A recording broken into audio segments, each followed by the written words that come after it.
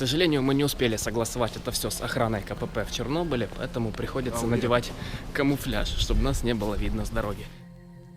На антенны вы посмотрите немного позже не потому, что я жлоб. Просто нас встретил невероятно густой туман. Уже на 3-й минуте подъема я почувствовал, как тает тяжело накопленный жир на моем животе. Залезли на объект, который имеет полное название «Загоризонтная радиолокационная станция». А в народе ее называют просто «Дуга Чернобыль-2». Здравствуйте, дорогие друзья. Давай, у тебя еще одна попытка. Здравствуйте, дорогие друзья, и мы находимся в Ашане. Совершенно верно. Здорово, с вами Андрюха, мы в Ашане. Из названия видео вы уже, наверное, поняли, куда мы собираемся идти. Мы с пацанами организовали свое небольшое экскурсионное агентство. К сожалению, мы не успели согласовать это все с охраной КПП в Чернобыле, поэтому приходится надевать камуфляж, чтобы нас не было видно с дороги. Давайте сейчас посмотрим, что нам необходимо для нашего небольшого похода. Осенью в поход лучше надеть термобелье, запастись носками, перчатками и неяркой курточкой, в идеале камуфляж. Для съемок я набрал кучу батарей, проводов, 2 пауэрбэнка, крепления для камер, стабилизацию и сумку на пояс. Из продовольствия помогут энергетики, консервы, сладости, много сладостей и все, что сможете унести на собственном горбу.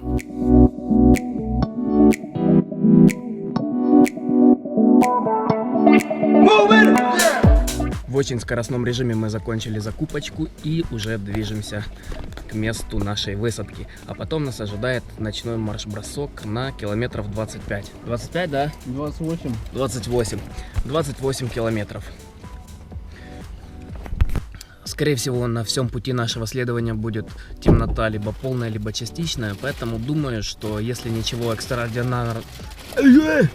Думаю, что если не случится ничего экстраординарного... Что случилось?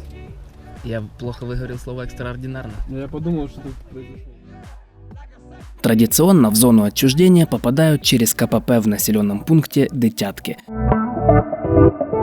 А через 26 километров пути по дороге, полям и лесам наша цель – загоризонтная радиолокационная станция «Дуга».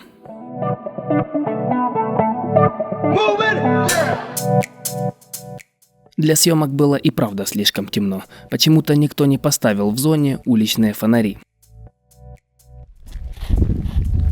Итак, половина маршрута уже пройдена. Для того, чтобы заснять эту фразу, приходится светить в морду фонарем. Надеюсь, не свалюсь в кусты. Не, все нормально. Мы остановились на полчасика в домике лесника. Очень крутое атмосферное место общего пользования. Классно, что там все оставляют чистоту, не разрушают и нормально себя ведут.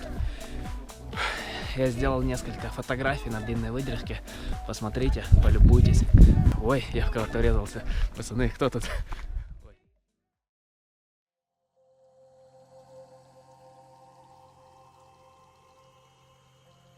Через 8 часов пути мы были почти у цели. Примечательно, что за все время следования мы не видели антенны дуги ни из одной точки, хотя это огромная конструкция с обзором в десятки километров.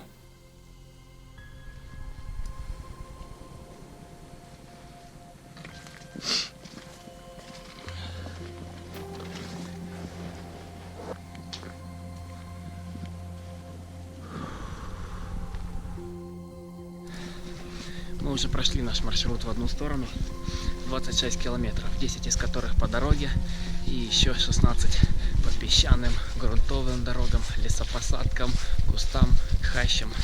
В общем, вот такой маршрут. Сейчас мы подошли вплотную к шикарному объекту, который называется Дуга. Но покажу вам его я немного попозже. Сейчас первым делом мы найдем укрытие. На антенны вы посмотрите немного позже не потому, что я жлоб. Просто нас встретил невероятно густой туман. Ночевать решили в командном центре. Здесь даже уцелело большинство окон, что дало нам надежду спрятаться от сквозняков и пронзительного ветра.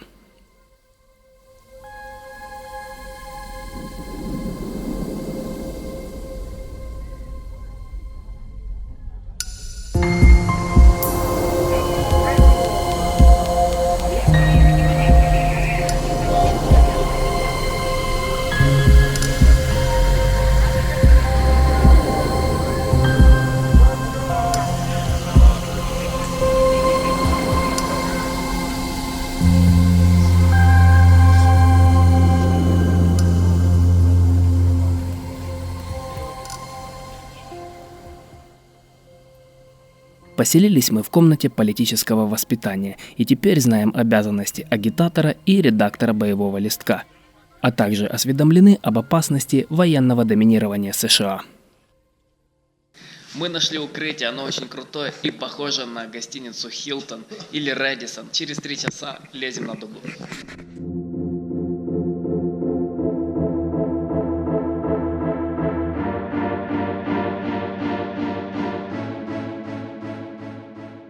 Выходить из здания надо было быстро и незаметно. Пока мы спали, в командный центр зашли и вышли 3 экскурсионные группы. Проходили они прямо мимо нашей комнаты. Я даже мог посчитать количество людей через замочную скважину. Встречаться с легальными туристами и экскурсоводами – плохая идея.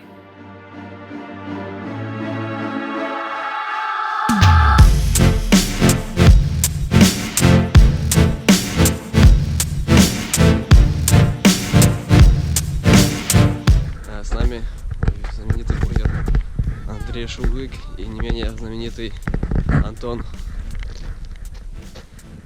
Они все время снимают видео, надеются получить 1 000 000 просмотров.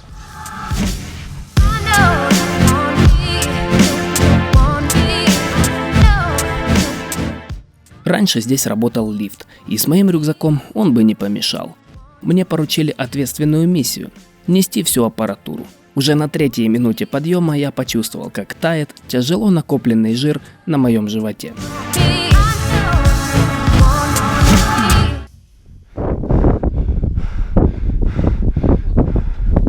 Надо чуть передохнуть. Да, снимает.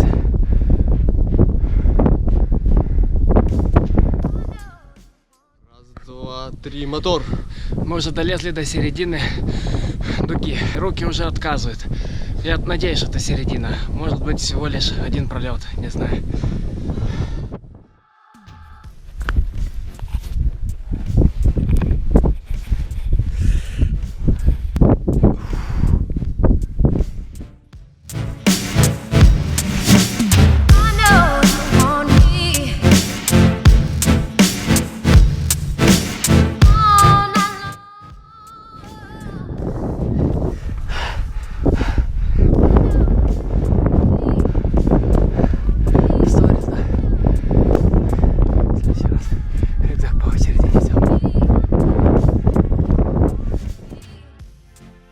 От холода батареи камер садились в разы быстрее. Чтобы не тратить время, я сразу пошел на опасный шатающийся балкончик. Угадайте, когда села батарея?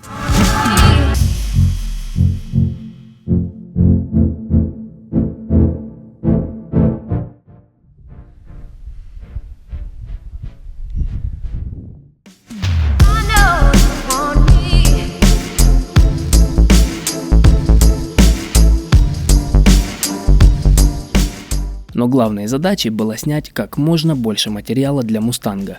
Возможно, вы когда-нибудь увидите все, что он наснимал, но особо не рассчитывайте.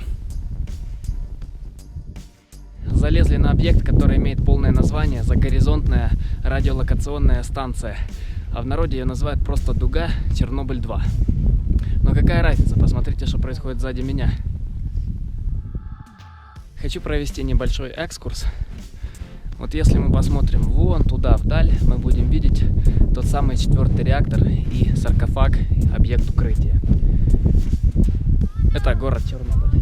Там немного дальше Припять, ее очень плохо отсюда видно. Нет, чувак, это и есть Припять. Да? Вот это я дебил, наврал. Отдельно несколько слов хочу посвятить Антону. Это невероятно крутой и активный молодой человек. Именно он стал нашим проводником в зоне, инструктировал и страховал нас всю дорогу.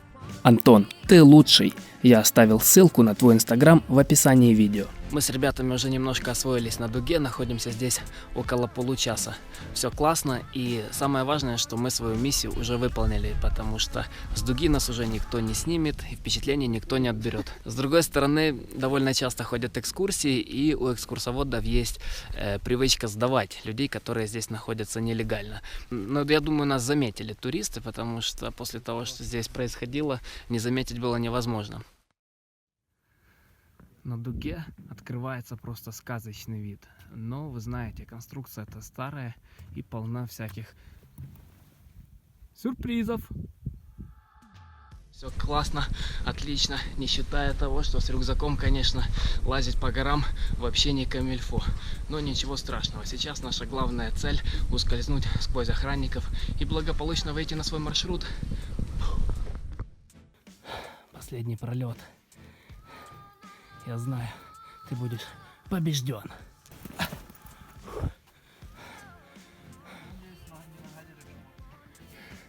Вообще изи. Легчайшая локация. На подходе к комнате лежали наши недоеденные консервы и открытая соломка. Кто-то вынес их и выбросил. А значит, наши вещи нашли. И страшно подумать, что с ними сделали. К счастью, разбойником оказался пес. Я и не знал, что мы скоро встретимся. Знакомьтесь, пес Тарзан, гид Николай, американский фотограф Рон Азеведо и его сын Престон. I heard all the Russian, and I heard Mustang, and I go, wait a minute. And then I was like, okay, I see. Yeah, here we go. I know this guy. Оказалось, что все трое знают Мустанга. Мы мило пообщались и сделали пару фото. За это время Тарзан успел украсть у Антона телефон. Я уже учу этому трюку своего кота. Вообще, если напишешь, немного напоминает. Чернобыльские ягодки. Возьмем с собой. Не кушай. На подарок разве Не, что. их можно кушать. Да? Просто отравишься.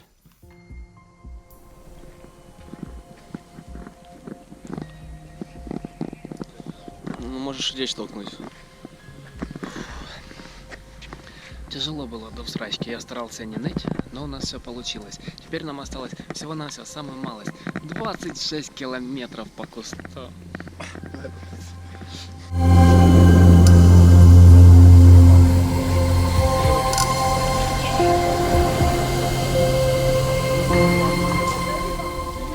Я чуть не забыл. Мы уходим с Чернобыля и не сделали самое главное. Пора делать паркур.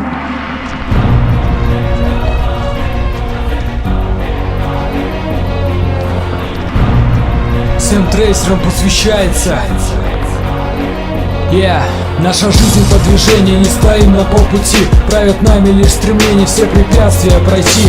Тебя не остановить, ты словно вольная птица. За свободу, да, ты будешь насмерть биться. Адреналин в крови охватывает тело.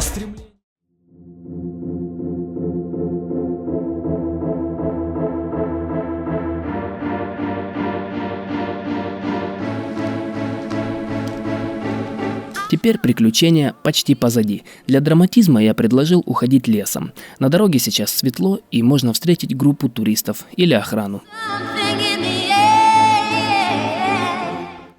Вы спросите, почему мы идем по лесу, а не по удобной дороге, по которой мы шли сюда? Потому что Андрей из Калиновки, опытный сталкер, предложил нам этот маршрут.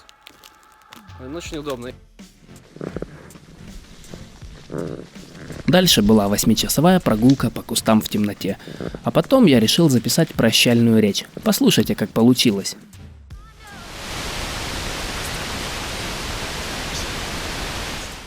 Кажется, звук не очень так записался. В общем, всем спасибо за просмотр. Ставьте лайки, подписывайтесь и все такое. Пока-пока.